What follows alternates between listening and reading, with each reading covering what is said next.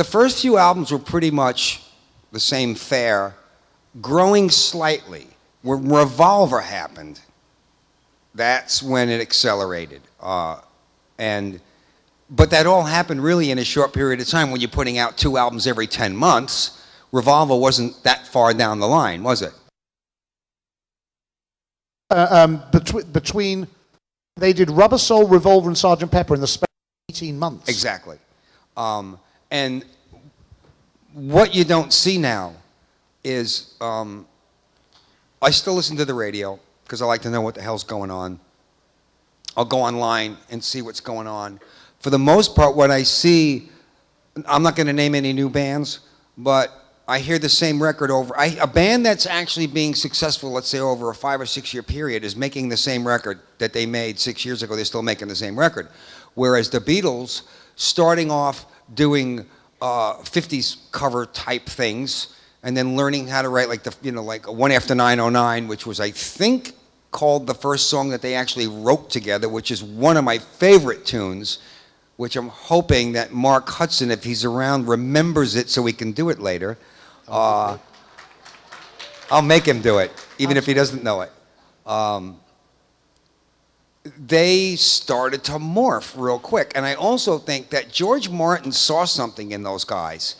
And as much as we're talking about the Beatles here, George Martin was of a school of human that saw more in those guys than was that was apparent to anybody else, obviously, because look what ended up happening. So they did progress. I mean, if the Beatles just made I Want to Hold Your Hand over and over again, within 2 years it would have been over. I think the thing about George Martin that was so exceptional, as you said, is that you got producers at that time, even young ones like Shel Talmy and other folks, who basically imposed their will on the artist and said, you will do it this way. And pretty early on, George Martin saw that they were young flowers, that they would bloom if he just nurtured them and then stood back, which is what he did. Yeah, I think what happened too with the Beatles is that being basically growing up the way I did, lower middle class. My dad was a cop. You know, they didn't grow up affluent kids. They grew up, I mean, Liverpool would be very similar to Brooklyn was back at the time, you know, rough and tumble working class area that as much as they were taken by surprise by what happened to them, I think that after, spending a lot of time with John and talking to him about this stuff, was that they still really did appreciate, even though the insanity was going on, they realized how fortunate they were.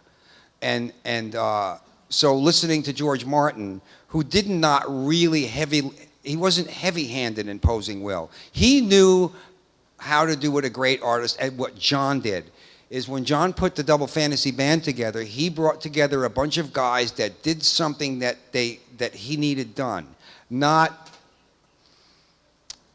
He didn't bring in, I'm not a jack of all trades. I have a specific style. He needed that. So, and then there was Hugh McCracken, the other guitar player, who plays differently from me. And he also needed that. So he wasn't expecting me to play anything other than Earl Slick's style. And we would kick ideas back and forth. That's how you get the best out of somebody. You take what they already have and you encourage them to take it to another step. And that's what George Martin did. But the rest of it is still indescribable to me, how you come up with Revolver, Sgt. Pepper's, the White Album. It's still, I still to this day listen to the production of the records and the lyrics and everything, and I go, I don't care how good they were or how good George Martin was, how did they do this? At warp speed. Yeah. It's incredible. Because the whole thing went, if you think about it, from the first hit record in the States, which was early '64 when it really exploded, to by 1970, that's ridiculous. It's incredible. That's like going from film school to making Gone with the Wind in 5 years. That's pretty much it. Much it. Now, your own career had a pretty fast trajectory because from playing with friends and so on and so forth, you found yourself, I think it was about 1974, was it 74 that you met up with David Bowie? When did you first meet up with David Bowie? 1974. 74. So there you are. Now, you love British music. I've been on your MySpace page. There you are. You're listing all these bands apart from the Beatles. The Move. You love Stevie Marriott from the Small Faces. You love a lot of those early British bands. So how did you come to meet David and take Mick Ronson's place? I mean, this is pretty amazing stuff for a young kid. I was playing on Staten Island. I had a really good band, actually. What were they called? It was called Bojack. It was named after an old prize fighter from the 1920s. And it was a very rough and tumble, stonesy, in-your-face, aggressive band. And we came close to being signed a couple of times. And like, the longer a band keeps playing clubs and doesn't get signed, the fights start, and sooner or later the band did what all bands do at that point: they disintegrate. It has a shelf life. So then I joined another friend's band, and they were doing cover tunes. And I did it for a while, and I thought, if I keep doing this, I'm going to spend the rest of my life on Staten Island. And I don't think so. So I had a friend that lived in the area who was a pedal steel player. It was an Italian guy named Hank DeVito. He changed Henry to Hank because of Hank, blah, blah, blah.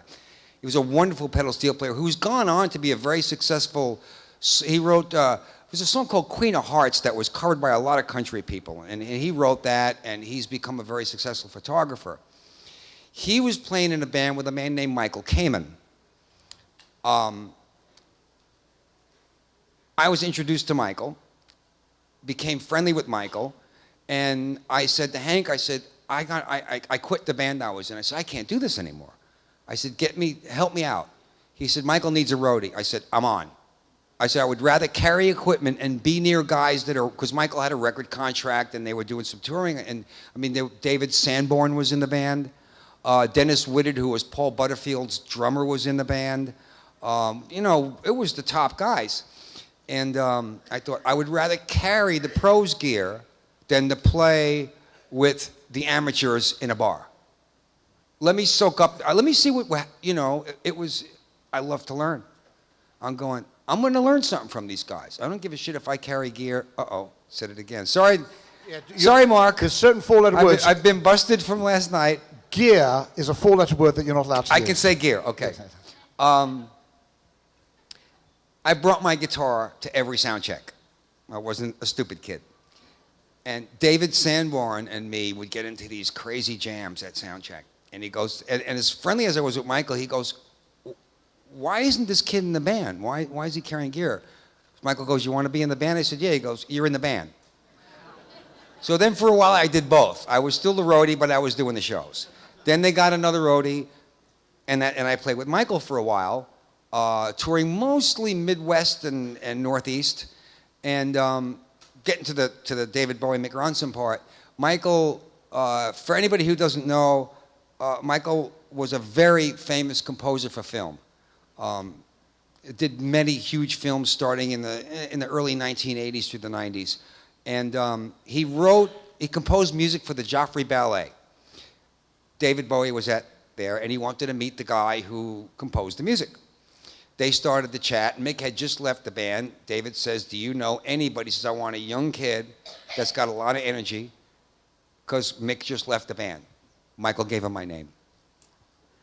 How cool. And do you get a phone call? I got the phone call from Michael saying, get your act together. That's not what he said, but I'll say, get your act together. It's a three-letter word. It's a three-letter word. He said, you're going to be getting a phone call from somebody. I said, who? He said, just relax. He said, I'll tell you in a couple of days. I'm going, okay, this is great. So he finally calls me up. He says, look, somebody from David Bowie's office is going to call you. I go, oh, my God, right? So I call up one of my friends. I grab all the Bowie records, and I'm sitting there learning stuff. And I get the phone call. They asked me, they were actually mixing a record called Diamond Dogs at the time. And they invited me to the studio. I went in and did the audition. And they said, we got 12 more guys to look at. We'll call you in a few weeks. I'm going,